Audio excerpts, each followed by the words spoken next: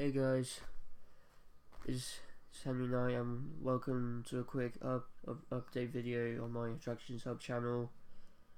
So yeah, as you guys may as well know, it's been 3 months since my first video went online on my channel, and yeah, and apologies that I haven't uploaded since then. It's because I haven't really, had time to get a GoPro, so yep. Yeah, it's main reason is because I've been busy with college and all that. It's yeah, I've been too busy with college work and all that, and obviously it's now the exam period in my college.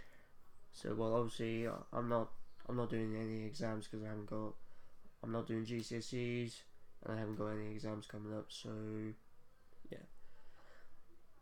So again, I promise you guys that when I get a GoPro, I will probably start proper uploading more videos to my channel. Obviously, as you will, as well, if you watch my first video, which went online 3 months ago, I'll be uploading POVs, vlogs, theme park shows if I can film them, complete experience, and all that jazz. So yeah, when I get a GoPro, then the proper recording can start. Okay, so you guys just need to give me time, alright? Anyway, that's it for this quick update video.